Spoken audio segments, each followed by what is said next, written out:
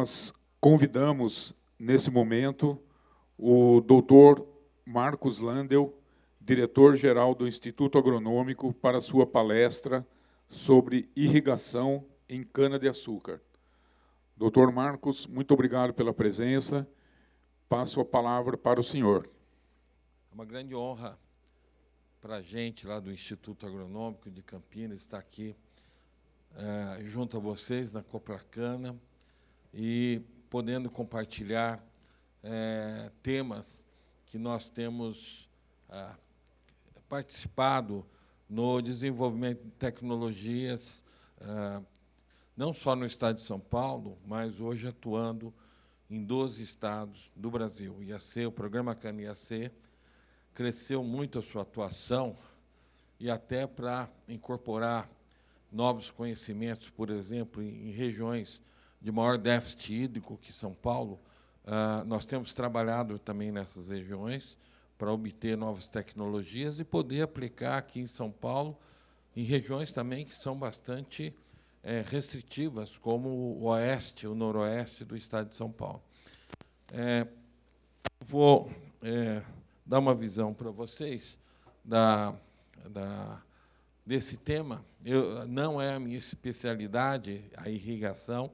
Nós temos grandes técnicos e pesquisadores aqui, como a doutora Regina, que está aqui conosco, do IAC, né? Doutora Regina Pires, como o Vinícius Maia, que está aqui, que está atuando aqui, né, nessa cooperativa, na associação. Mas eu vou falar um pouquinho da instituição do IAC, inicialmente. O Instituto Agronômico de Campinas fez, há pouco, 138 anos, é a instituição de pesquisa agrícola mais antiga da América Latina, não só do Brasil, da América Latina. Nós chegamos para desenvolver aquilo que se chama hoje agricultura tropical, 80 anos antes da Embrapa. Durante 80 anos, nós fizemos domesticação de espécies que não eram do Brasil, né? Por exemplo, uma espécie que eu gosto de citar, o trigo. O trigo era totalmente importado. Trabalhos do Instituto Agronômico de melhoramento acabou desenvolvendo variedades adequadas às condições brasileiras, e hoje nós plantamos trigo, inclusive, no Centro-Oeste, né? E nós hoje estamos exportando o trigo. Então, todas essas questões, várias espécies nos tornaram, se vocês pegarem os 10 itens de exportação, os 10 primeiros itens, vocês vão ver o Brasil, que estão em primeiro lugar, vocês vão ver o Brasil em 70% desses itens, em termos de quantidade, né, em primeiro lugar. O Instituto Agronômico, então, foi criado há muito tempo, e eu gosto também de mostrar, isso é uma curiosidade que eu estou trazendo nessa primeira palestra. A primeira palestra que eu incluo essa informação é que, na 1891, 92, o Instituto trabalhou o primeiro ensaio, Marcos, com 42 variedades, com e sem esterco de curral, né? Como eu falei, foi criado em 1887 pelo imperador Pedro II, foi a última grande obra desse grande governante no Brasil, antes do seu afastamento 2 anos depois, 1889. Tá? Então, o Instituto Agronômico, assim como outras grandes obras em várias regiões do país, Rio de Janeiro, na cidade de São Paulo e outras tantas, ele foi criado. E o primeiro trabalho, o primeiro relatório do IAC, nós vemos já, em 1894, esse trabalho feito pelo Franz Daffer, foi o primeiro diretor, e trabalhou basicamente com canas nobres naquela época. Tá? Essas canas não tinham soqueira. Você cortava uma vez, se ela produzisse 100, o segundo corte dela dava 30, 40, e não tinha terceiro corte. Muitas vezes, você cortava, ela não brotava nada. Esses eram os canaviais de um século atrás. Tá? Tudo que vocês têm hoje são híbridos, feitos a partir dos programas de melhoramento, né? Com adaptação bastante interessante. Uma outra coisa curiosa, vocês sabiam que aqui, em Piracicaba, foi realizado o primeiro congresso o primeiro Congresso Brasileiro de Agronomia. Vocês sabiam disso? O Marcos sabia, né? Então, foi realizado. E, nesse primeiro congresso, o doutor Aguirre Júnior, né, que era o pesquisador de cana do IAC, era o chefe da seção de cana, ele trouxe esse tema, criação de novas variedades de cana no estado de São Paulo. É o primeiro projeto escrito em forma de boletim técnico sobre o melhoramento de cana no Brasil. Então, o Instituto sempre trabalhou e trabalha, né, com cana-de-açúcar como uma das suas prioridades. Hoje, nós continuamos a trabalhar, isso aí é a nossa estação experimental de hibridação, onde nós fazemos coisas bastante importantes. Essa estação tem 15 anos, fez 15 anos esse ano. Tá? Foi um trabalho bastante legal, com muitas empresas do Brasil, apoiando para que a gente pudesse tornar um sonho em realidade. Está lá na Bahia, no distrito de Serra Grande, né? É um lugar bastante distante, é um lugar que tem uma condição climática que nos permite fazer semente de cana. Uma grama de peso que nós temos lá é mais ou menos uma taxa de criação de indivíduos bastante grande, chega a mais de 200 seedling para cada grama produzida, é uma das maiores do mundo. Tá? Então, essa estação hoje é considerada, é um presente para o setor, porque é considerado uma das 5 melhores pontos de hibridação de cana do mundo. Tá? Então, a gente trouxe isso aí, também foi parte de todo o trabalho que foi nos pedido em 1990, 91, quando o setor vivia um momento gravíssimo. Planalçuca acabou em 1990, a Copersucar fechou 5 estações experimentais em 1889, o IAC fechou a sua seção de cana em 1988, 89, em 2 anos, nós ficamos sob um risco tremendo, praticamente, com possibilidade de não ter mais programas de melhoramento no Brasil. Poucas pessoas também sabem dessa análise, mas é importante para vocês saberem como é importante a gente investir, né? A gente investir em pesquisa de cana no Brasil. Quem sustenta hoje pesquisa de cana do Brasil, inclusive das entidades oficiais como o Sistema RIDES e IAC, são vocês, é o setor.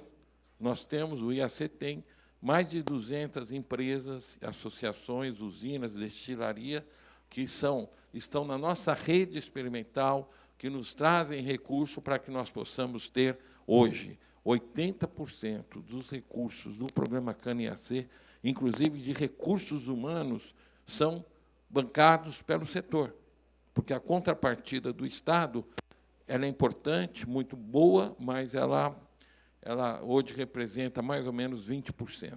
Tá? Então, nós somos hoje um exemplo de projeto público-privado na área de cana-de-açúcar. Bem, o que nós vivemos hoje, já há algum tempo, não é? É uma situação de déficit hídrico que se acentuou nos últimos anos. Nós temos uma situação dessa, e isso restringe a produtividade, a produção de cana-de-açúcar. O que nos restará para os próximos anos? Nós teremos uma mudança bastante grande das populações de canavial para os próximos anos. Aquilo que, com a RB 867515, vocês tinham em torno de 60 a 70 mil cômos por hectare, vocês terão, para os próximos anos, os próximos 15 anos, um aumento considerável da população de cômos. O IAC hoje tem, daqui a pouco eu mostro para vocês, mas variedades, por exemplo, a mais plantada da usina São Martim esse ano foi a IAC 077207. A média de cômos que ela tem por metro, na soqueira, é perto de 20 cômos por metro. Tá certo? 20 cômos. Vocês sabem, mais ou menos, as variedades tradicionais que nós temos em cultivo hoje, quantos cômodos que nós temos por metro? É de 9, essas mais antigas, de 9 a 12 cômodos por metro. Nós estamos falando de canas com 20 cômodos por metro. Então, nós teremos uma mudança, canas muito mais adaptadas. Isso aqui é uma seleção, ano passado, lá numa região de cerrado, de déficit hídrico alto, na soqueira de cidrins. Cidrins vem da sementinha, né? E, depois de cortado mecanicamente, isso aí foi uma seleção que nós fizemos numa toceira com 64 cômodos. 64 cômodos. Quando eu comecei a trabalhar com cana, fazendo seleção há 40 anos atrás, o meu orientador, doutor Rafael Alvarez, falava: Marcos, acha as toceiras que têm mais de 8 cômodos por toceira. Eu estou falando agora de 64 cômodos. Onde nós vamos chegar? Onde nós vamos chegar é muito diferente. É como aconteceu com a soja, como aconteceu com o milho. Nós estamos caminhando para isso. Bem, nós estamos caminhando para isso, né? Qual que é a população que nós devemos ter? É aqui de 80 a 110 mil cômodos, nessa primeira etapa, nesses próximos 10 anos. A produção do etanol, que aqui hoje é em torno de 6.300 litros por hectare, nós temos, e caminhamos já existem produtores de 8.800 a 10.500 litros. Isso já existe. Tá? Isso é possível. Qual a média dos 5 primeiros cortes? Acima de 100 toneladas. Essa é a nossa próxima meta. Bem, os canaviais, você já experimenta hoje canaviais de 8, 9, 10 cortes, né? Mas é 8, 9, 10 cortes com a produtividade acima de 100 toneladas. Não é, né? Deixar lá 8, 10 cortes com produtividade de 60 toneladas. Não é isso que eu estou propondo. Tá? Nós estamos falando de coisas diferentes. O que é o potencial realizado? O potencial realizado é o potencial biológico da planta, menos os fatores restritivos. E nós temos fatores que são bióticos, por exemplo, pragas e doenças, e nós temos fatores abióticos, por exemplo, o déficit hídrico, o solo. Não é? O déficit hídrico é a falta de água durante o ciclo da planta, e muitas vezes acentuado por um solo que é bastante ruim. Então, tudo isso cria uma restrição na produtividade da cana. Os antídotos contra a baixa produtividade, né? Tem vários que eu cito aqui, mas a gente precisa de uma nutrição mineral mais arrojada. Eu estava falando com um colega agora, né, que atua nessa área, eu falei: olha, nós temos que repensar a nossa nutrição para aquilo que vem de cana. Se nós tínhamos antes 60 mil cômodos por hectare, eu estou falando a gente ter 100. Aliás, não estou falando, isso aí já está acontecendo, viu, gente? O que eu estou falando aqui é tudo coisa palpável. Eu não tenho muito tempo, né? Já sou maduro, velho, então eu não posso ficar falando de coisa para daqui a 30 anos. Eu estou falando de coisas palpáveis que eu tenho acompanhado com a minha equipe. Uma delas é essa questão. A irrigação, eu criei aqui um destaque para a irrigação complementar ou plena e estratégias de mitigação de déficit hídrico, que é a estratégia criada pelo IAC, que é do terceiro eixo, né? Seria o terceiro fator para gerar a mitigação do déficit, reduzir a exposição dos nossos canaviais a déficit hídrico. Cada 100 milímetros de déficit que a gente tem nos nossos canaviais, nós temos uma redução na ordem de mais ou menos 10 a 14 toneladas de cana. 10 a 14 toneladas de cana. Se a gente fizer o contrário, a gente resolver esse problema, ou com irrigação, ou com estratégias que reduzam essa exposição, nós vamos ter ganhos de 10 a 14 toneladas. Tá? Cada 100 milímetros.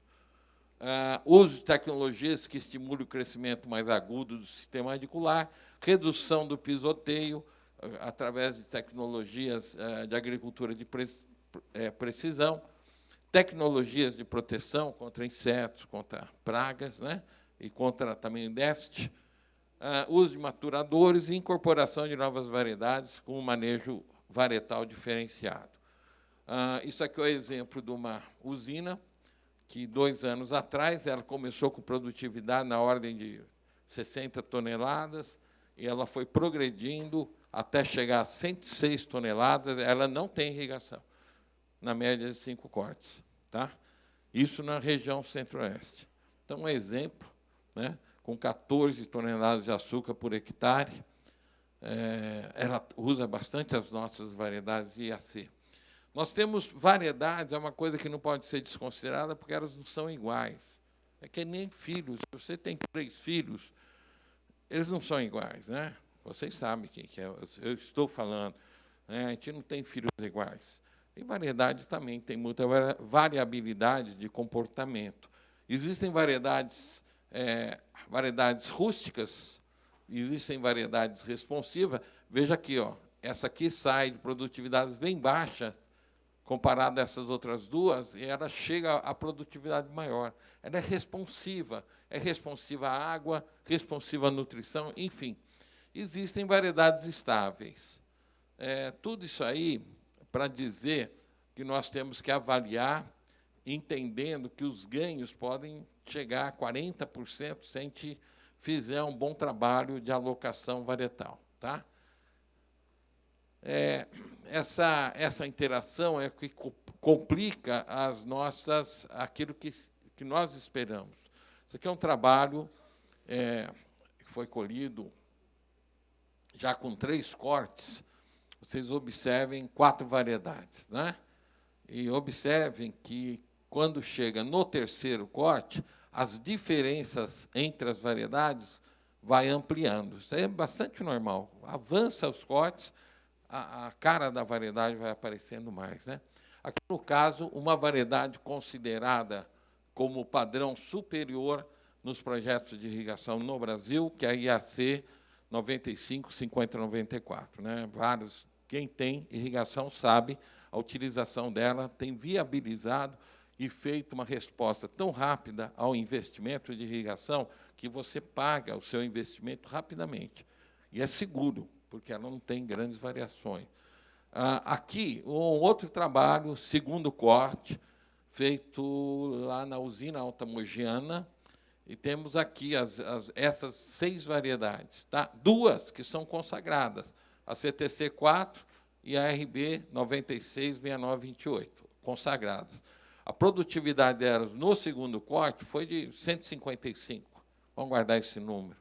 As outras 2 são 2 variedades novas, a CTC 2994 e a RB 5014. Elas estão perto de 160 toneladas.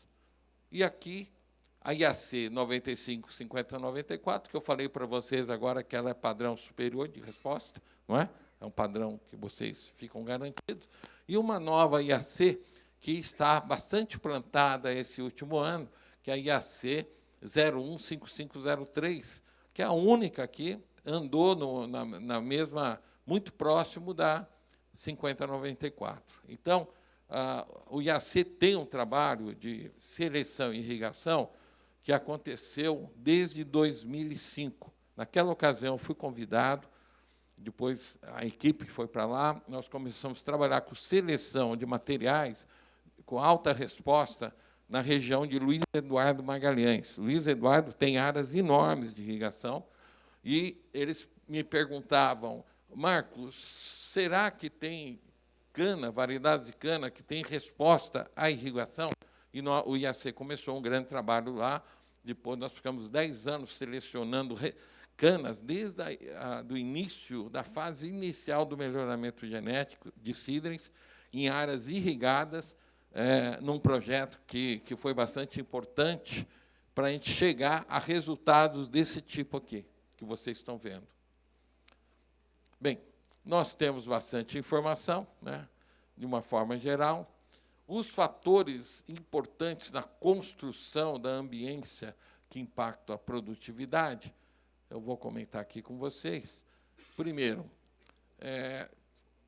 são aspectos importantes. Não adianta a gente montar um baita projeto de irrigação se nós tivermos aquilo que é restritivo e reduz a performance nossa. Por exemplo, você plantar variedades, qualquer variedade, os seus canaviais, com qualidade de muda ruim. Recentemente, o IAC fez um trabalho, né, o Dr. Rubens Braga, que está aqui com a gente hoje, fizemos um trabalho envolvendo praticamente 80% dos canaviais que estavam sendo plantadas no Brasil esse ano. E nós tivemos um dado que nos assustou. Por quê? 86% do canavial plantado ele é de origem de mudas de primeiro e segundo corte. Não é viveiro, é o canavial comercial que você vai lá e planta.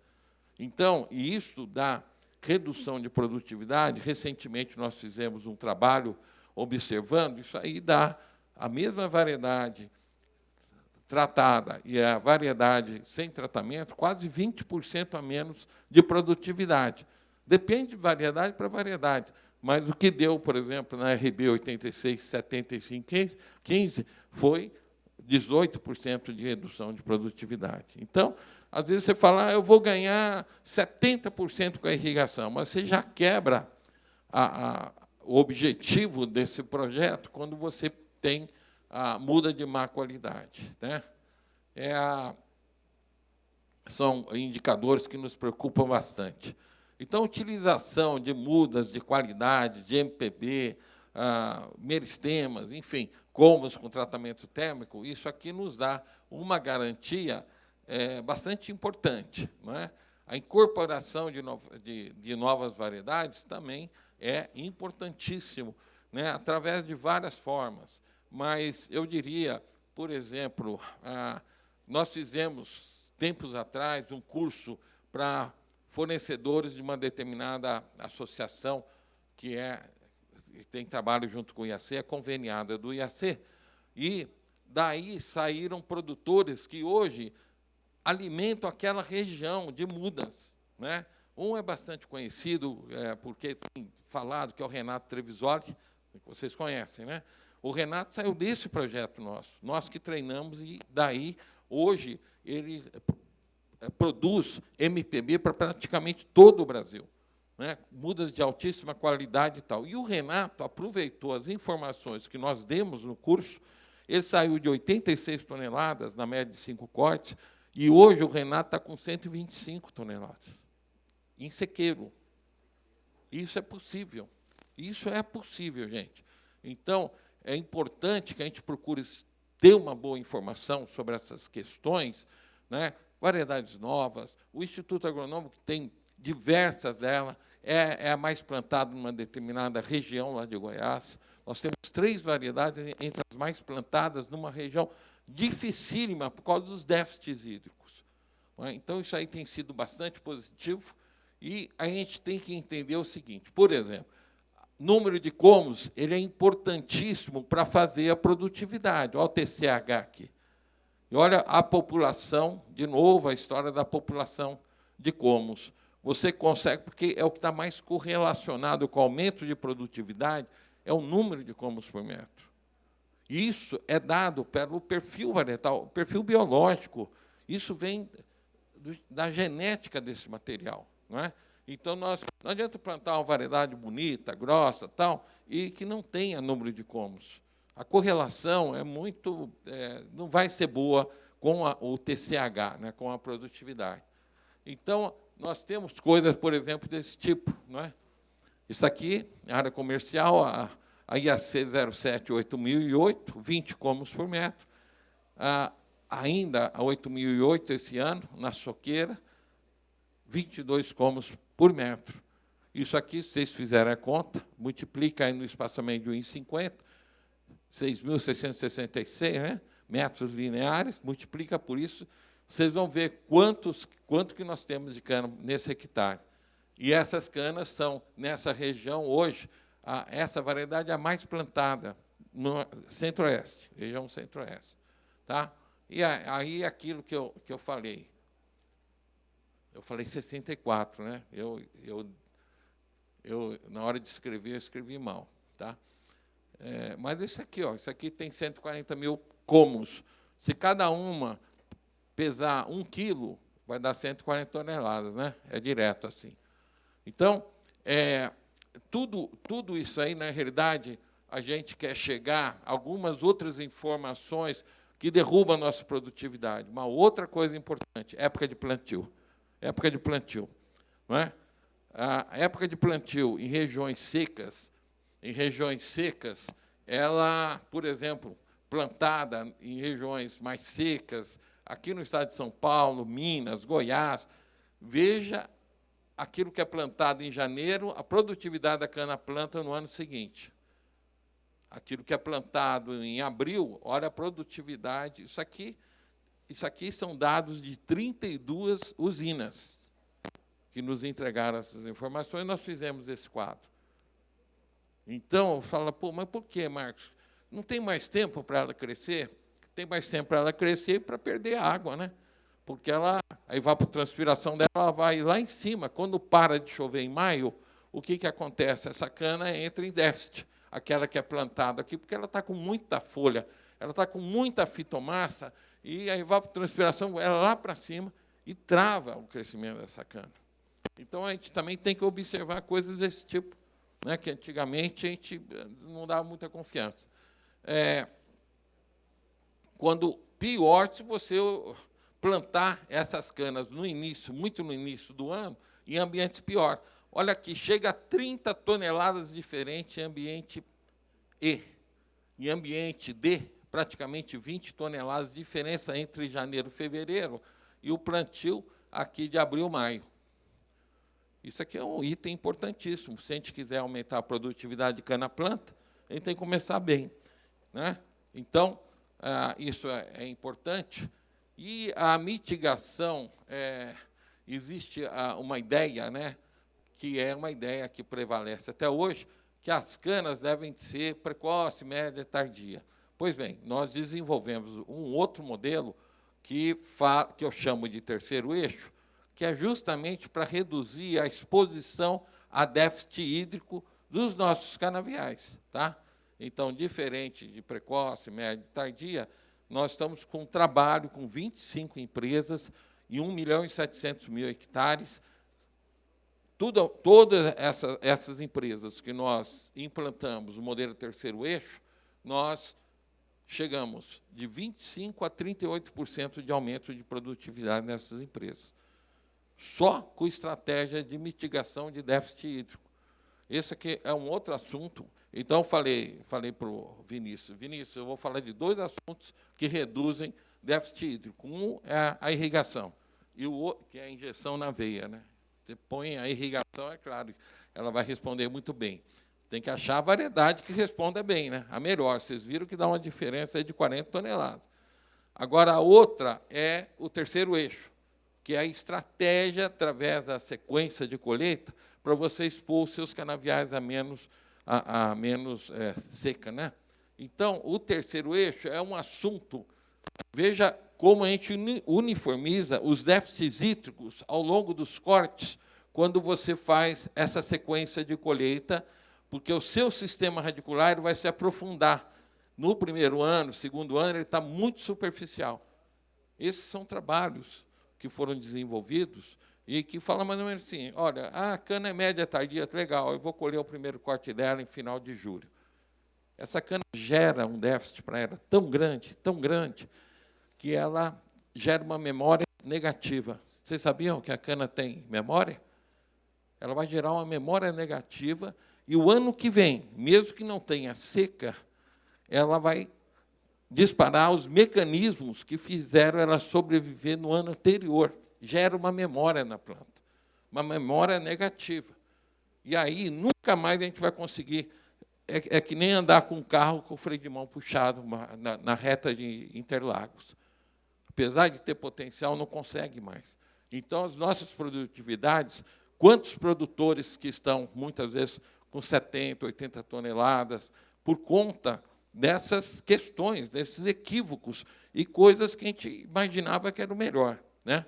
Mas não é o melhor, o melhor é você estabelecer déficits hídricos lineares, quase iguais ao longo dos cortes. Isso a planta entende bem. Ela consegue conviver bem com aquilo que é uniforme. Ela não consegue conviver bem quando aqui, se você colhe uma cana de média aqui, ela vai dar 800 milímetros de déficit, porque o sistema radicular dela ainda é superficial. E aí ficam desenhos como esse, né, para finalizar, desenhos como esse, que é como a gente funciona o terceiro eixo. Né? Nós temos o eixo dos ambientes, o eixo das épocas de colheita, e o C aqui é o ciclo, ou corte. Tá? Vocês veem que tem um jogo aqui, que é assim que funciona, com essa complexidade. Tá? Então, na realidade, isso aqui é coisa de... Eu preciso só de 2 minutos a mais. Pode ser? Isso aqui é alguns dados de casos de irrigação deficitária, não é plena. Tá? Nós vemos, por exemplo, as produtividades aqui, na média de cortes, né? De primeiro corte, de 137, o caso do segundo corte, com essa variedade mais moderna, com déficit hídrico, com perto de 129 toneladas no segundo corte. E, assim, outros dados, né, da IAC 8008, com 161, também irrigação deficitária. Vinícius, aqui, então, aquilo que eu tinha comentado com você. Tá? E o segundo corte, com 156 toneladas. Aí é variedade de alta resposta, é o caso da IAC 8008, associado à água, né, que não atende plenamente, mas que está dando essas produtividades. 156, né? 156 na média do primeiro e segundo corte, 151 no segundo corte. Está bom, né? Essa produtividade. E aqui, finalizando, é o caso da 5094, na média de 2 cortes. Aqui também é na região centro-oeste. E o hábito de crescimento, né, ajuda bastante a questão da impureza vegetal e impureza mineral. Eu vou agradecer vocês e me colocando à disposição agora para a discussão que a gente deve ter, para que a gente possa falar um pouquinho mais desses assuntos. Tá? Muito obrigado.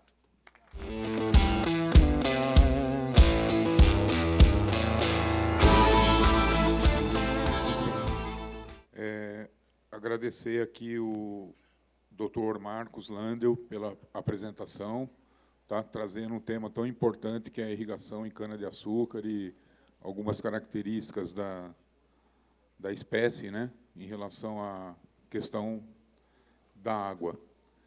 Agora, então, nós vamos convidar os especialistas, né, para contribuir com tantas informações importantes. Abriremos a mesa agora com a mediação do Vinícius Costa, que é o nosso gerente de negócios de irrigação, e com a participação aqui da Letícia Meloni, da BASF, por gentileza, podem se dirigindo às poltronas, do Felipe Ré, da Stoller, do Cláudio De Gaspari, da Tec Fértil Green Hess, e do João Jimenez, da UPL. Por gentileza, dirijam-se às poltronas aqui, pessoal.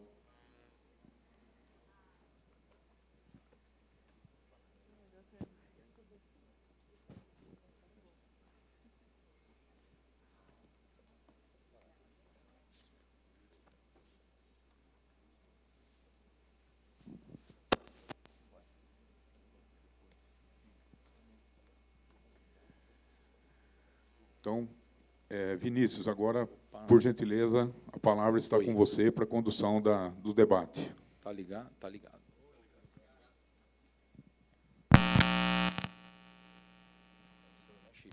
Bom dia, pessoal. Um prazer imenso estar aqui com vocês hoje. Todos ouvem bem? Tudo ok? É uma satisfação, um prazer, né? Eu que trabalho aqui na Coplacana, estou há 1 ano e meio, sou daqui de Piracicaba também. E para liderar esse projeto, a gente é uma revenda hoje de irrigação com a marca Lindsay, a gente trabalha com pivôs centrais.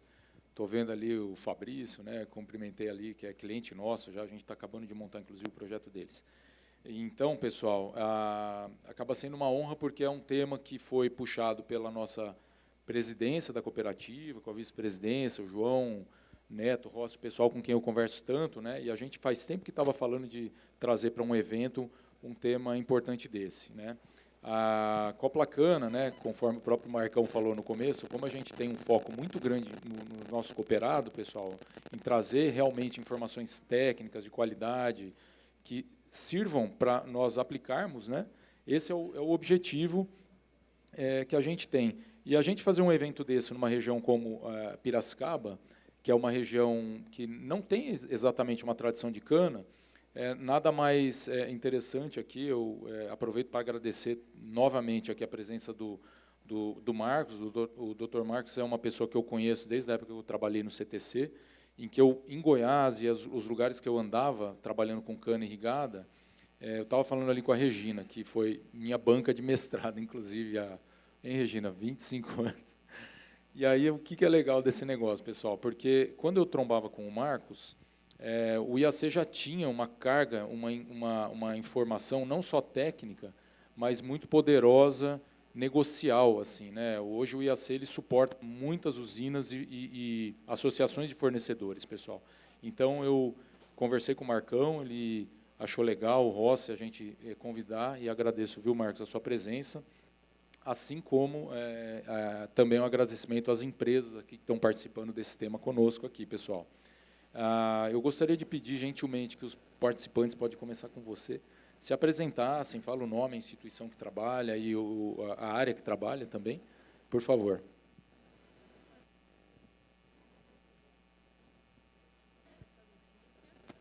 Não está ligado. Vem aqui, por favor, pessoal. Quer usar o meu aqui por enquanto? Eu sou Letícia Meloni, atuo como desenvolvimento de mercado na BASF. Já estou um tempo aí no mercado, o Dr. Marcos foi meu professor por um bom tempo, lá no IAC. Fiquei bastante tempo lá, quase 10 anos. E hoje atuo no setor aí, já tem mais ou menos uns 18 anos já. Já venho no setor de cana-de-açúcar. Som.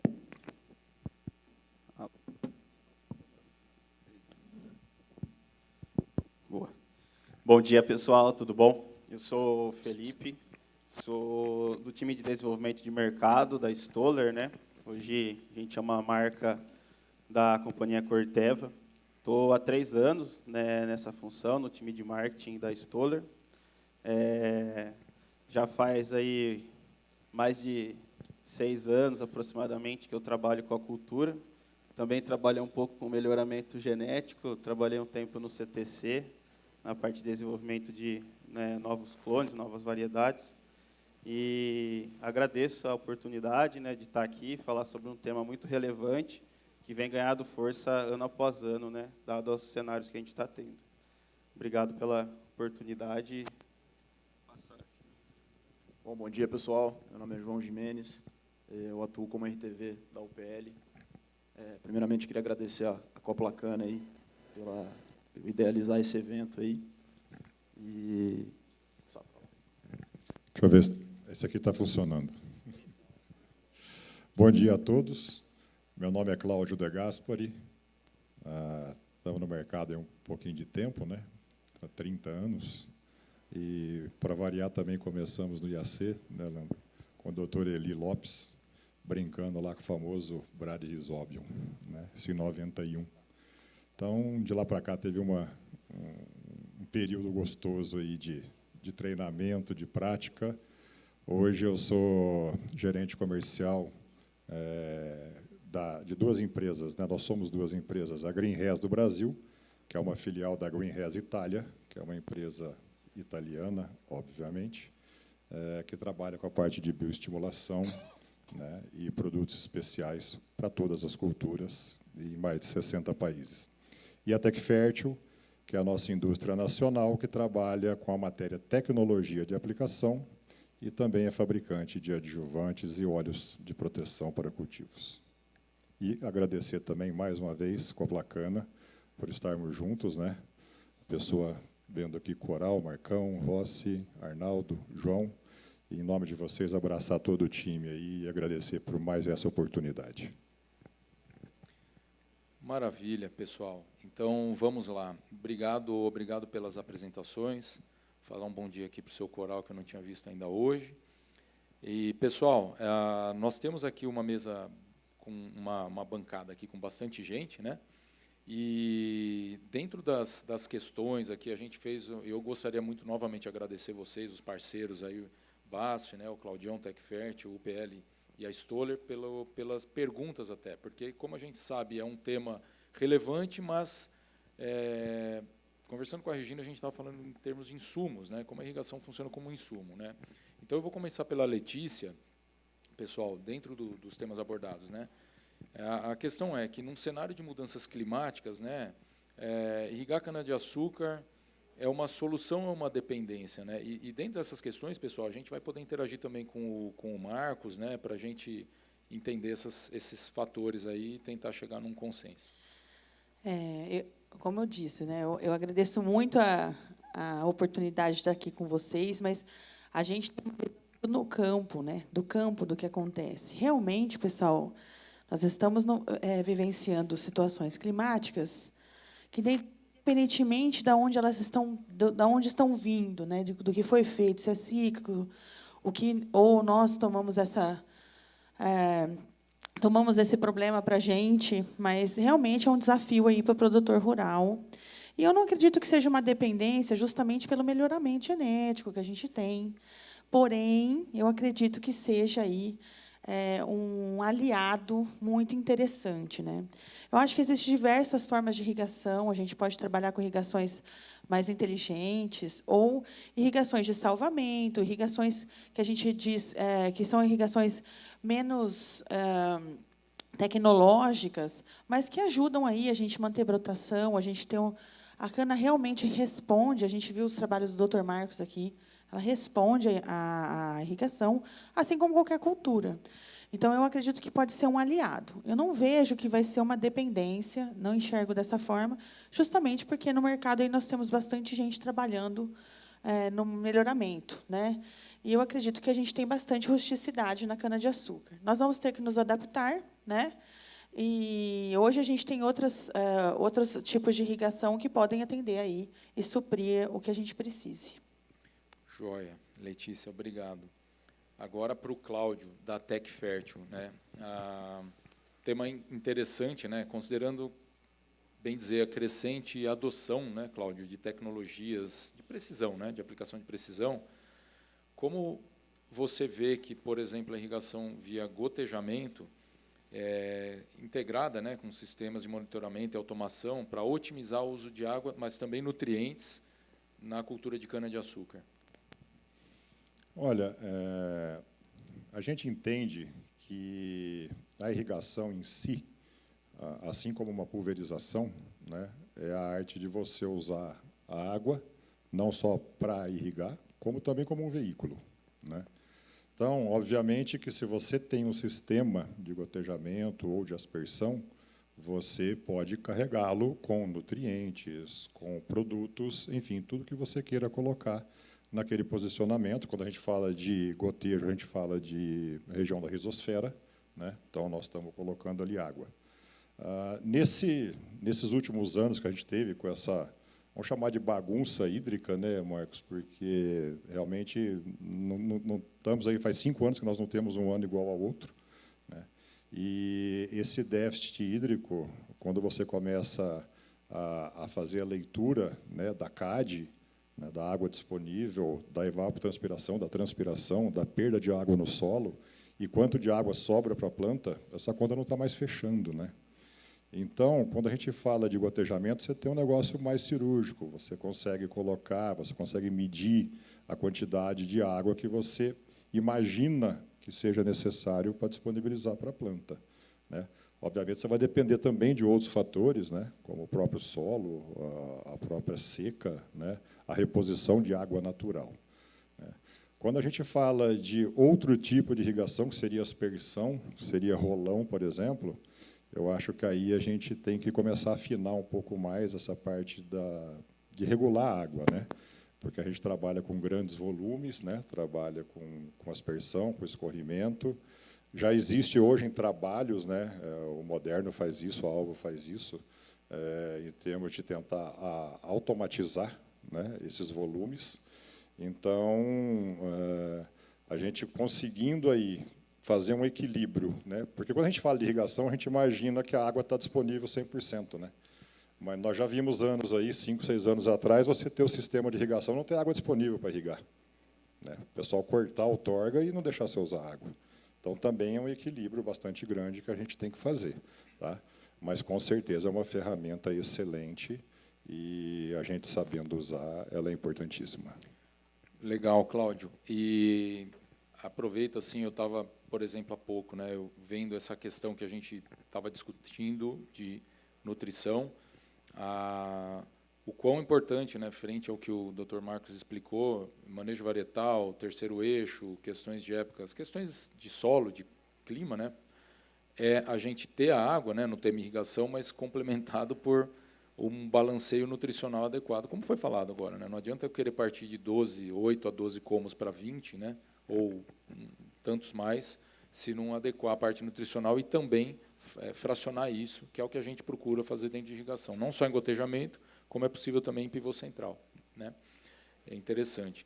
E agora sim, para Felipe, né, um tema interessante aqui para a Stoller, assim, que eu acho que diante das incertezas climáticas, né, a seca prolongada, variações, Cláudio comentou exatamente, não tem nos últimos 5 anos, né, tudo variando, né, a gente vem observado uma demanda por irrigação no Centro-Sul também não existia, né? E aí você enxerga pontos de atenção na parte de dinâmica de solo, ambiente e planta, de acordo com esses quesitos aí? Perfeito.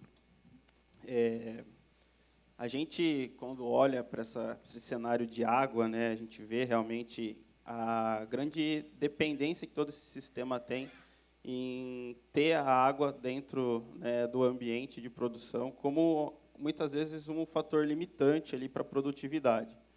E nós, né, da Stoller, a gente, por ser uma empresa de fisiologia, pautado muito em entender a planta por dentro, né, todas as reações fisiológicas, a gente precisa ressaltar realmente essa dinâmica da água no sistema, né?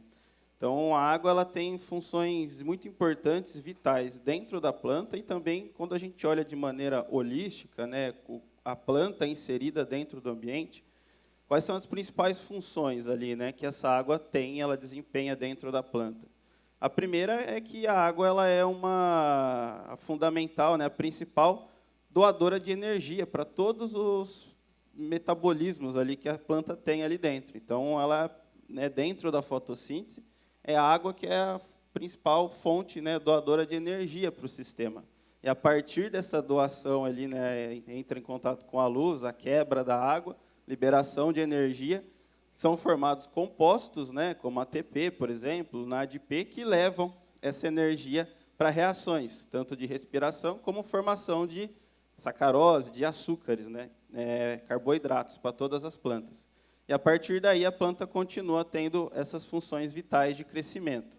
Essa é uma das funções da água, né? Outras funções, né, como controle de temperatura, transporte, né, de nutrientes, por exemplo, e também de expansão, de crescimento. E vocês sabem a diferença, né, de crescimento e desenvolvimento? Quando a gente fala de crescimento, a gente está falando, né, de multiplicação, de expansão, né, de aumento no tamanho. Quando a gente fala em desenvolvimento, é o crescimento mais a diferenciação desses tecidos. Ou seja, estrutura de novos órgãos, frutos, ramos, folhas, né? Essa é a parte do desenvolvimento. E a água está envolvida em todos esses processos. Quando a gente fala no crescimento, né, a planta pode multiplicar as células que ela tem, né? E isso é regido muitas vezes pela citocinina, que, né, vem de cinese, né, de movimento celular, multiplicação celular, e também de expansão de tecidos, né? E aí a gibberellina está muito voltada para a expansão, porque ela enfraquece ali a parede das células, e a entrada da água possibilita um aumento no tamanho de volume dessas células, né? e aí a auxina vem para reconstruir a célula, deixar ela firme, e aí a gente tem a expansão de células em tamanho. Então, quando a gente olha dentro da planta, né, a água está envolvida também no crescimento, né, e ela participa, junto aos hormônios promotores de crescimento, né, a diferenciação de novos tecidos, né, com a citocinina, e a expansão de tecidos ali com a giberelina. E quando a gente vai para o solo, né, a água ela é fundamental para que ela mantenha os nutrientes ali solúveis, né, facilitando a absorção. Os nutrientes eles precisam, seja via folha ou seja via solo, estar em formas solúveis, né? Tanto a raiz quanto a folha só absorvem os nutrientes que estiverem solúveis. E a água que faz essa função de deixar os elementos ali disponíveis, solúveis, para ele entrar dentro da planta, né? Às vezes eu tenho fontes um pouco mais insolúveis no solo, mas as raízes conseguem emitir ácidos ali que solubilizam esses nutrientes, e a água deixando o sistema livre, né, esses nutrientes livres, a raiz pode absorver. Né, e a gente pega, por exemplo, fósforo ou microelementos de carga positiva, como manganês, níquel, ferro, zinco, né, eles são absorvidos também por difusão. Então, aí, mais uma vez, a importância da água, né, na absorção também desses nutrientes. Então, assim, eu vejo que a irrigação ela vem, né, para ajudar muito a gente a tirar essa limitação, muitas vezes, na absorção, né, de nutrientes, na expansão de tecidos e diferenciação. Né, e olhando todo esse sistema, é muito importante a gente estar ali no detalhe mesmo, né, para entender. Agora, né, com irrigação, eu tenho a água, de que outra forma a gente pode entrar para cada vez mais ampliar a nossa margem, né, muitas vezes, de produção.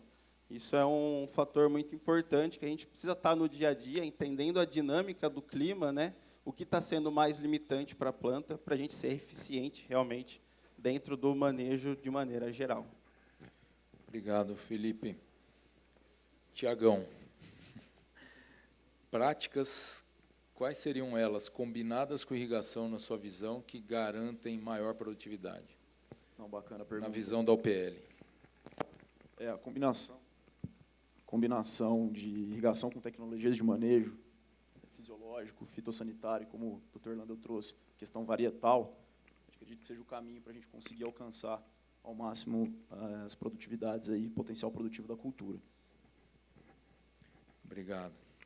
Eu acho que é isso daí que a gente está abordando desde que a gente começou a falar há pouco aqui, né, nesse tema da irrigação.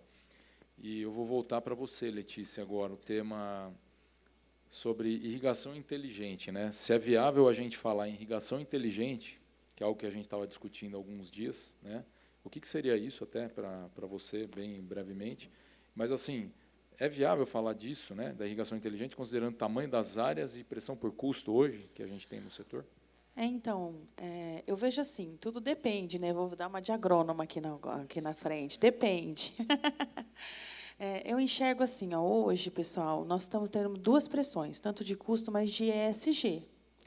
Quando a gente pensa em outorga, como o meu colega de Gaspari disse, a gente tem que pensar nisso, né? Nós estamos sendo pressionados, nós do setor, com a Bom Sucro, RenovaBio. E eu acredito que a gente precisa estar mais alinhado possível com isso, porque logo, logo nós não vamos mais conseguir fazer mercado, né? Na verdade, a nossa desvantagem está aí. Então, eu acredito que a irrigação inteligente possa ser, naqueles ambientes desfavoráveis, até de recursos mais baixos, como, por exemplo, outorgas que não sejam tão eficientes em termos de quantidade de água liberada, a gente possa utilizar. Mas tudo depende de custo. É claro que a implementação inicial vai ser mais custosa. Mas a gente tem que pensar em longevidade, a gente vai ter uma maior longevidade, vai ter outros fatores que terão menor custo, né? Vão ter uma redução de custo depois. Então, tem que colocar na ponta do lápis e estudar muito bem, né? Outro âmbito, quando você pensa em utilização da irrigação inteligente, a gente precisa, inclusive, pensar em todos esses outros fatores, como, por exemplo, a variedade responde, e quanto mais responder, mais vai pagar, mais vai dar retorno, né? Quais as empresas que estão envolvidas em relação a custo? Será que eu posso utilizar essa inteligência também para outras fases da cultura, para outras fases não, mas para outros processos, como, por exemplo, eu consigo associar isso a um inseticida junto, a uma fertirrigação, eu consigo associar isso e reduzir meu custo em incremento de produtividade? Então, assim, eu acredito que nós não vamos escapar em algumas regiões disso, não acredito que... E a pressão aí por ESG vai nos fazer entender um pouco mais da irrigação inteligente. Legal, obrigado, Letícia. E aproveitando, fazendo um gancho, né, eu estava observando o slide que o Dr. Marcos apresentou sobre quantidade de cômodos, e aí, espaçamento de 1,5 m, quanto que a gente tem mais? Né? Recai para a gente aquela questão, né? Eu vou manter o nível de fertilização ou de aplicação de defensivo, ou seja, o nível tecnológico aumentou. Né? Não sei se o Marcos quer comentar alguma coisa sobre isso, porque você tem uma vivência não só de Estado de São Paulo, mas de Centro-Oeste muito grande.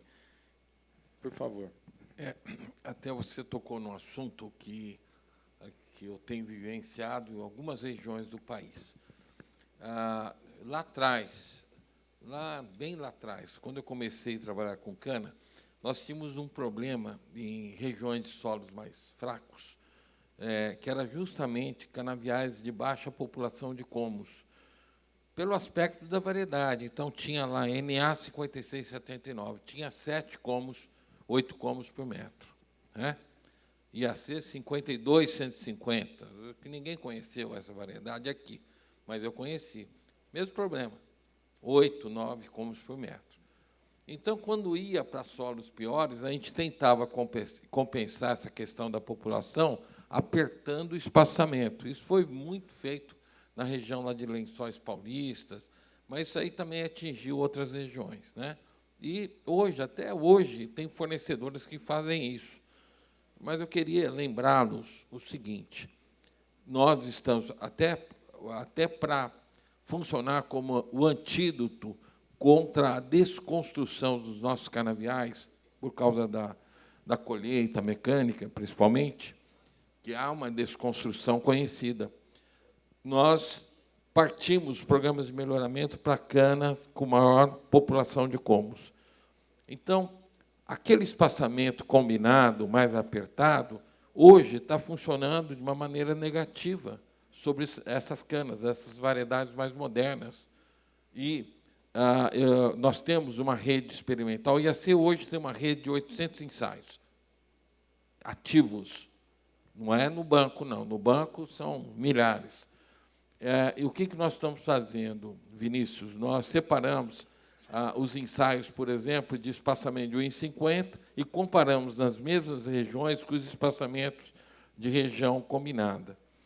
Está dando, para vocês terem uma ideia, está dando algo em torno, no primeiro corte, de 40% menos de produtividade de espaçamentos combinados, principalmente com variedades de alta população e que produzem mais. Variedades mais antigas não dá uma muita diferença, mas esses materiais novos, que estão representando grande impacto em empresas e produtores aí, de uma forma muito positiva, elas não conseguem ter uma produção, elas perdem a sua expressão em espaçamentos apertados, porque não há mais necessidade de vocês apertarem espaçamento. Pelo contrário, tem que ter, para que não haja intracompetição, tem que ter um modelo um pouquinho mais largo e a colhedora, enfim, trabalhar melhor. E a gente, vocês da área de nutrição, tem que também ver esse aspecto, porque isso tem um impacto bastante negativo se a gente não tomar esse cuidado. Então, são coisas que eu estou falando para vocês vocês também nos ajudem, vocês que atuam nisso, nos ajudem. É um dos aspectos mais importantes para crescimento, é criar uma ambiência positiva, né? E essa ambiência positiva tem que ver a questão nutricional, matéria orgânica, tem que ver tudo isso e tem que ver também a questão espaçamento. Tá? É importante. Joia. Obrigado, Marcos. E acho que isso está bem consolidado, né? Interessante esse conceito. E a gente trabalha com, por exemplo, agora para você, Cláudio, é interessante isso que o Marcos falou para fazer uma liga, assim, porque além da irrigação, que é um insumo, né? Como você vê que a nutrição balanceada, né, o uso de bioestimulantes, né, podem aumentar a resistência, né, a resiliência, melhor dizendo, da cana-de-açúcar a estresses hídricos, mesmo em cenários de irrigação deficitária, de repente, né, não só. Né, como que você vê isso? Olha, pegando a pergunta e pegando o gancho do Dr. Marcos, né? Quando a gente fala que nós temos variedades hoje que você vai sair de 60 mil plantas para 100, 120 mil plantas, a primeira coisa que vem na cabeça é que você vai precisar de mais água e mais nutriente, né? Conta de padaria. Se nós estamos falando que nós estamos tentando colocar água, e dentro dessa água, dentro dessa irrigação, a nutrição que a gente precisa para uma produtividade X hoje, nós vamos ter que dobrar ou aumentar 50% essa quantidade de água, essa disponibilidade de nutrientes. Nutrientes, como foi falado aqui, tem que ser solúveis para você colocar lá dentro. Tá? Então, hoje, a gente entende que a associação dessa água com a parte de bioestimulantes, vamos pegar, por exemplo, de ácidos úmicos, tá? Que são moléculas orgânicas e que têm, por característica principal, aumento da CAD, capacidade de água disponível, né? E a disponibilização dos nutrientes que estão no solo, né? Com isso, a gente consegue segurar uma irrigação numa taxa um pouco mais racional, né, e deixar tanto a solução do solo como a própria solução a nível celular da planta, né, deixar ela numa posição mais satisfatória. Né. Outra coisa, por exemplo, a Green, na Europa, a gente faz parte do Congresso Mundial de Bioestimulantes e fazemos parte também da pegada do Pacto Europeu. Então, nós somos obrigados hoje a produzir, a fabricar produtos que tenham a pegada de redução, tá, de 20% pelo menos de água e de nutrientes. Dentro dessa linha, hoje os novos produtos nossos já estão chegando com algumas moléculas, principalmente vitaminas do complexo B e aminoácidos, que fazem não só a limpeza das espécies reativas de oxigênio a nível celular, né? Então, nós estamos diminuindo a quantidade de H2O2 dentro da célula, tá? E, com isso, a gente consegue diminuir na faixa de 30% o volume de água. Então, nós podemos falar hoje que, num gotejo ou numa irrigação, a taxa ideal a gente pode trabalhar com 20%, 30% menos, que a gente vai conseguir deixar a planta nutrida, pelo menos a nível celular, tá? Para que ela tenha um pleno desenvolvimento vegetativo. Legal, Cláudio. Obrigado. Essa é uma visão mesmo, né? Em sequeiro ou com questões de déficit hídrico ou irrigação. O insumo não é só ele, né? Tem que ter um pacote tecnológico andando junto. Vamos lá, Tiago, novamente, você aí. Mesmo utilizando irrigação, visando minimizar estresses ocasionados pelo déficit, né, déficit hídrico que a gente está falando, qual é a sua visão quanto a... Tiago, não, perdão, vou falar essa daqui para o Felipe. Eu quero mandar para você, Felipe, essa daqui, porque tem um tema que você já abordou que é bem fisiológico. Tá?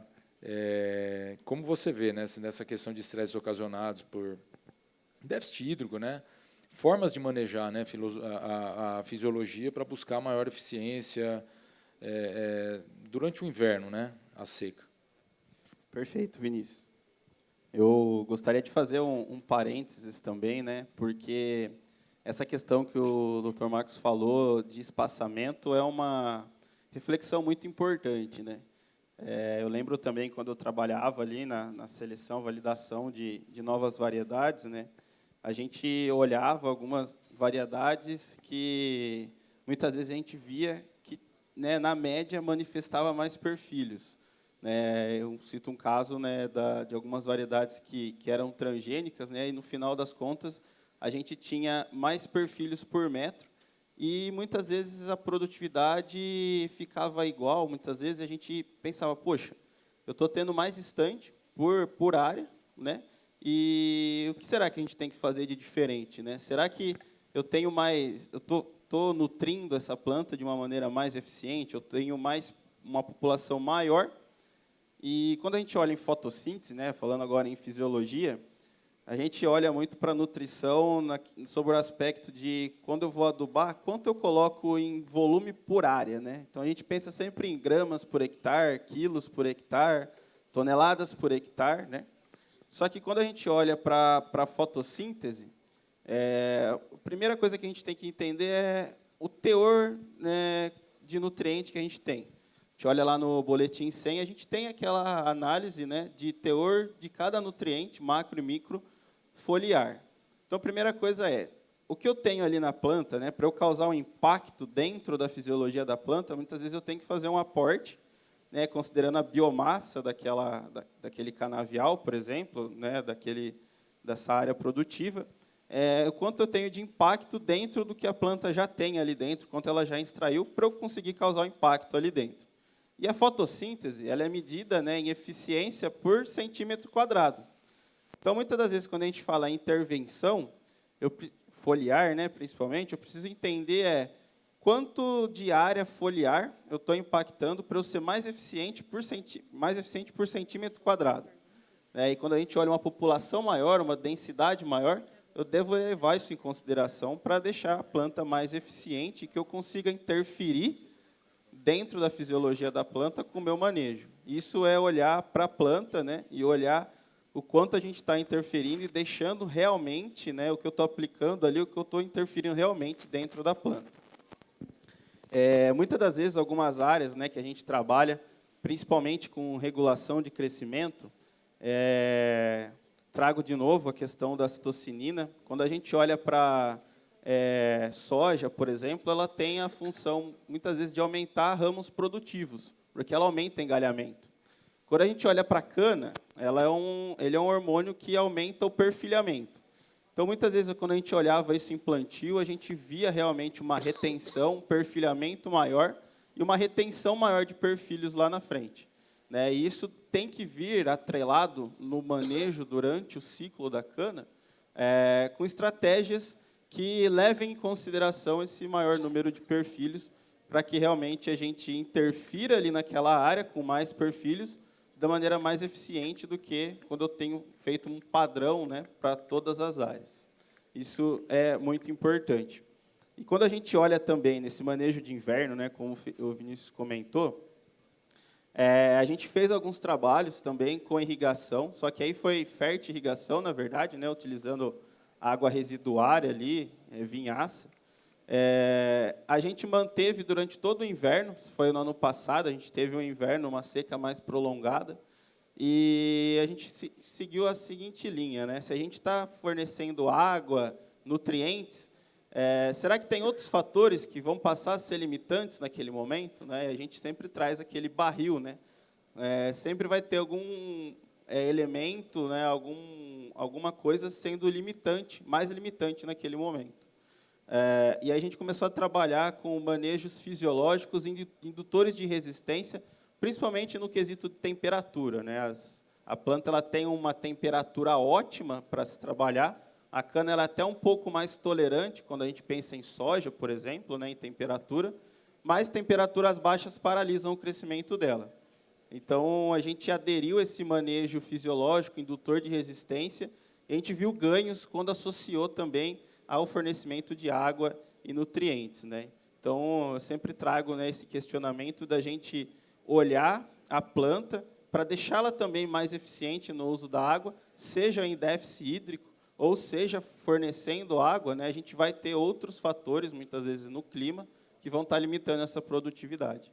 Então, eu trago essa mensagem, né, de que a gente tem sempre que estar olhando o sistema para que a planta seja a nossa máquina mais eficiente possível, e assim a gente consegue aumentar a margem lá no final, depois da colheita, a gente tem uma margem mais interessante.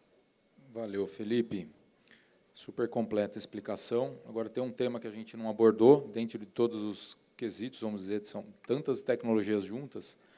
Queria, para poder, de repente, a gente encerra esse bloco, mas para o Tiago, agora sim, Tiago, o PL, né?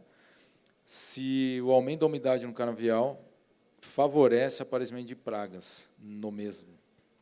É isso aí. O aumento com a umidade, a gente sabe que a gente cria um ambiente favorável para o desenvolvimento de algumas pragas, né? Então, aí a importância da gente estar utilizando um inseticida de maneira preventiva e efetiva, um inseticida com um efeito multipragas, para que a gente consiga combater as diferentes pragas que podem estar aumentando, se desenvolvendo ali naquele meio ambiente, né? Desculpa, João. Eu estava com o Thiago aqui. Vamos lá. Mas é isso daí. Obrigado, João. João, né? A gente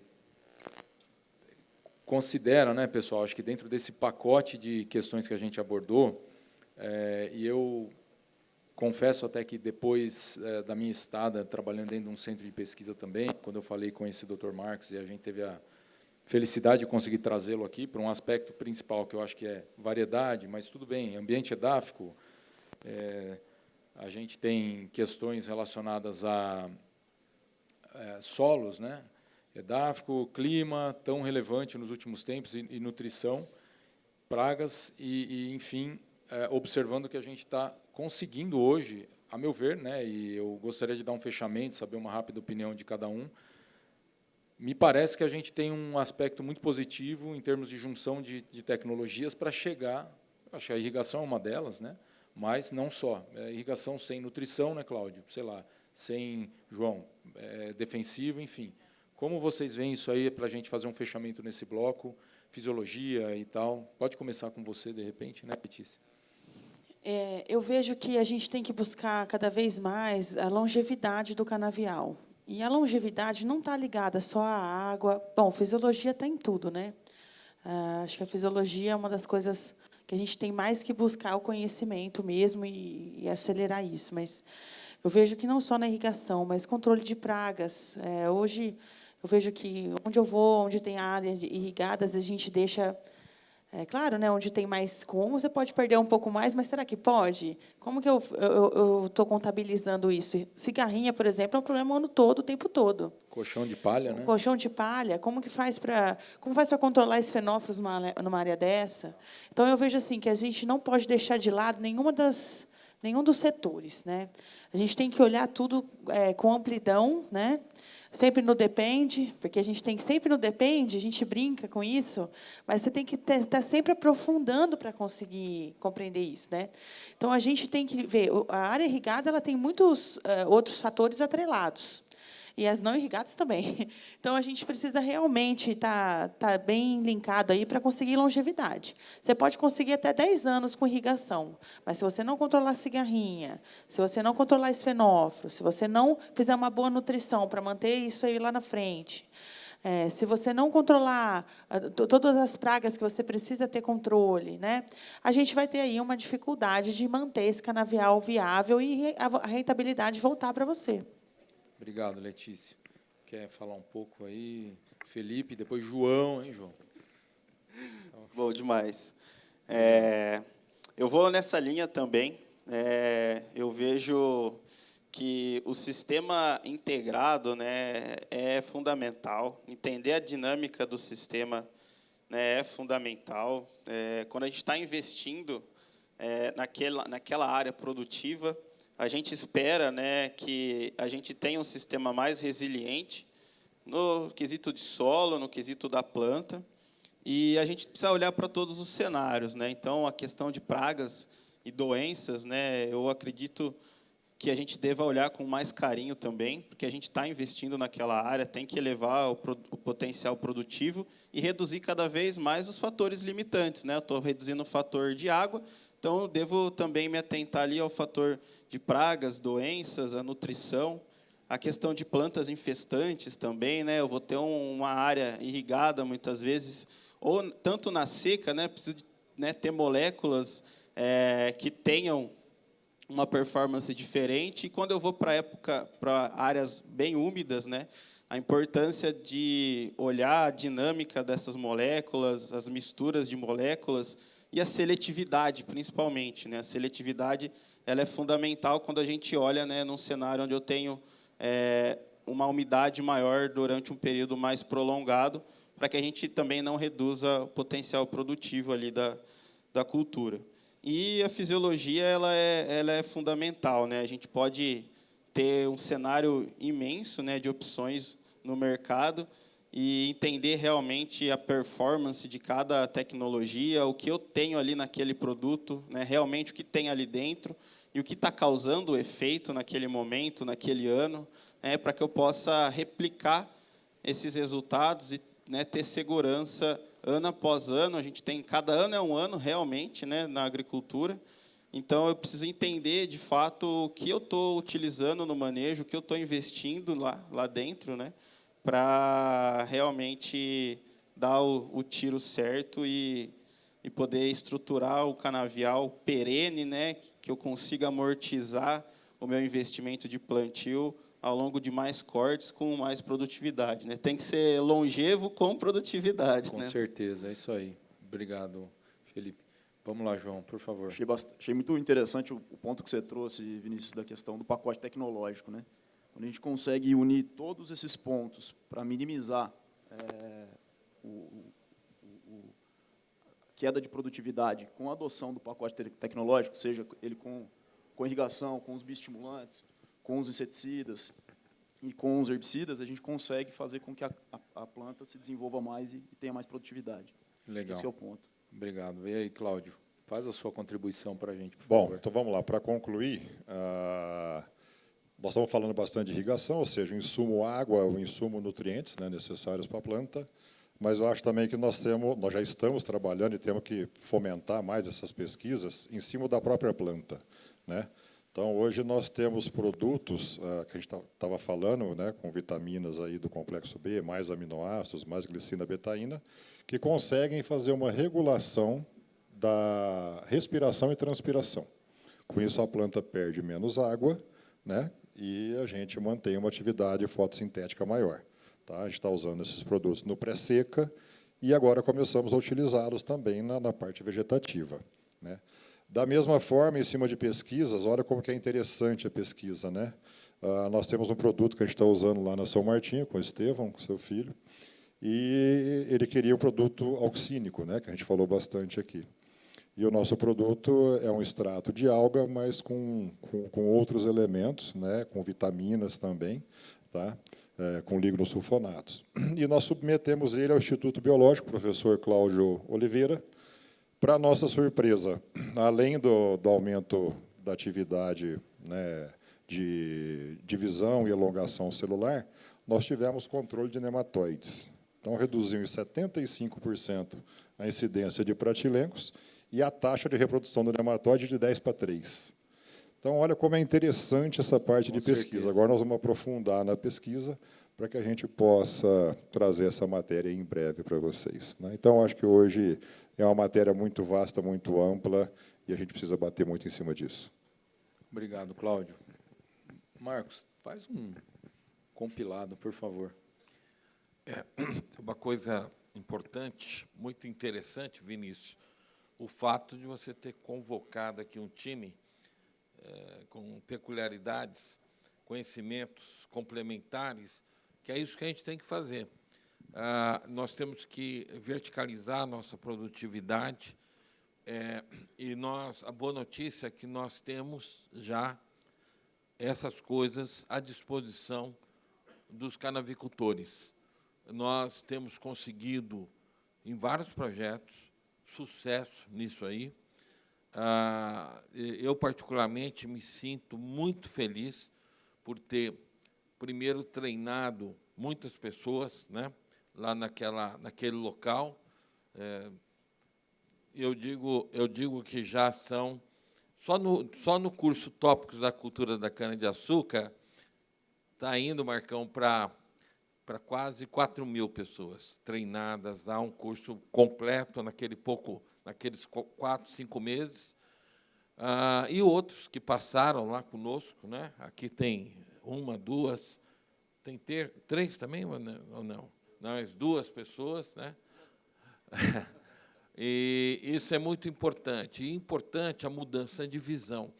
Gente, uma coisa que eu queria alertá-los, os fornecedores, nós temos que mudar um pouquinho a nossa percepção daquela história de cana precoce, média e tardia, Vinícius, por um simples motivo. A cana precoce, o principal fator de maturação da nossa cana aqui no Brasil é a seca, é o déficit hídrico. É isso que nós falamos hoje, de irrigação, método terceiro eixo e tal. E a cana precoce, por que ela é a primeira a amadurecer? Ela é a primeira a amadurecer porque ela é a mais sensível à seca.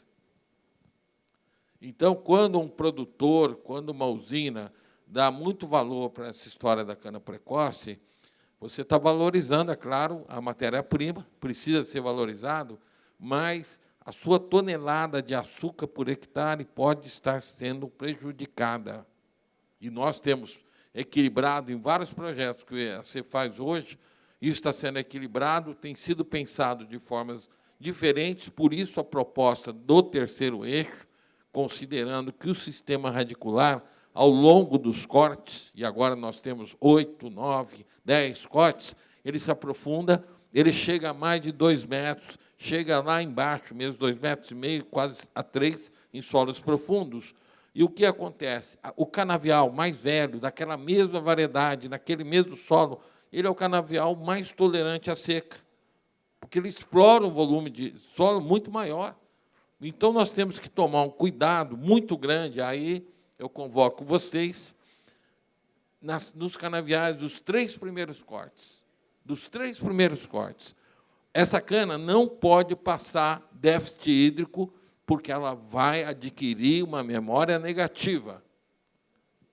Cana pensa, cana tem memória. Adquirindo essa memória negativa, é a história. Reta de Interlagos com um carro tentando correr com o freio de mão puxado. É isso que vai acontecer nos nossos canaviais. Então, a gente tem que tomar esses cuidados. A história da cana precoce é isso mesmo, é a cana mais sensível à seca. Um dia eu fui numa empresa que tinha 48% de canas precoces. Eu falei, mas você está conseguindo produzir? Então, nós estamos com um probleminha aqui, está com 62 toneladas de média. Eu falei, pô, mas há 20 anos atrás vocês produziam 90, o que aconteceu?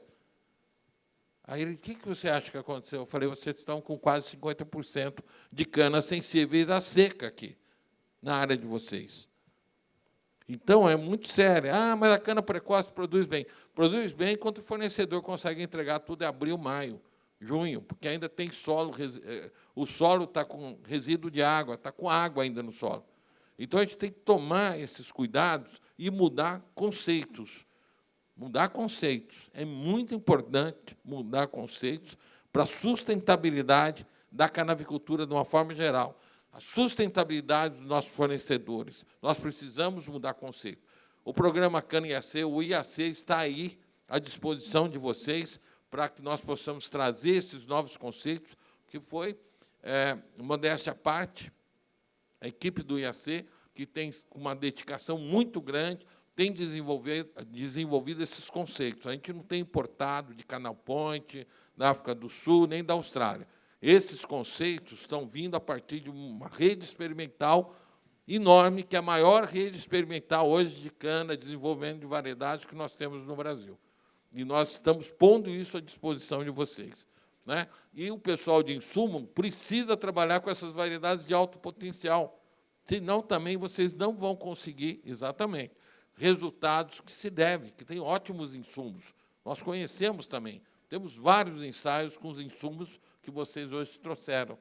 Então, a gente precisa, gente, primeiro, a gente tem que ter ânimo. Né? As coisas que vêm contra são grandes, vocês sabem disso, em todos os aspectos. Até tributo vem. Né? Vocês viram aqui.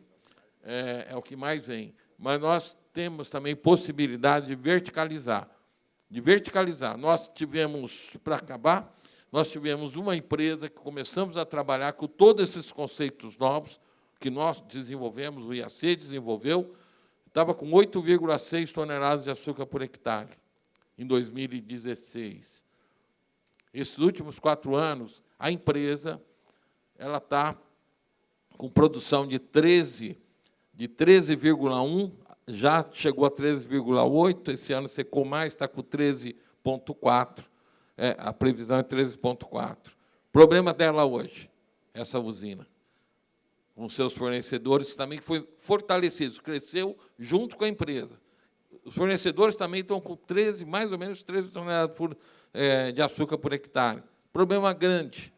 Eles estavam moendo 3 milhões e 800 mil, 800, né? E agora eles estão com previsão, Marcão, com um problema seríssimo, porque eles foram subindo, foram para 5 milhões, 6 milhões, e esse ano eles estão com a previsão de 700. E eles estão convidando a usina do lado para ajudar a moer. Claro. Senão o fornecedor não tem onde entregar. Olha que problema, hein? Problema bom, né? Né, Coral? Problema bom, né? Mas isso aí é maravilhoso, né? Porque se a gente começar a ter resultados disso, o setor todo anima. Né? Nós vamos, sim, continuar construindo o nosso setor e com grande destaque no mundo inteiro. E vão ter, na minha percepção, na minha sensibilidade, nós vamos ter grandes oportunidades num futuro não muito distante daqui, bem próximo, né? Nós ainda vamos conviver com isso. E vocês são os atores principais para que essas coisas ocorram. Queria, mais uma vez, agradecer a vocês, a Copla Cana, essa oportunidade que foi dada ao IAC, ao programa Cana IAC, e parabenizar por esse tipo de encontro, né, que reúne tantos produtores. Vocês estão de parabéns. Muito obrigado. Obrigado, Marcos. E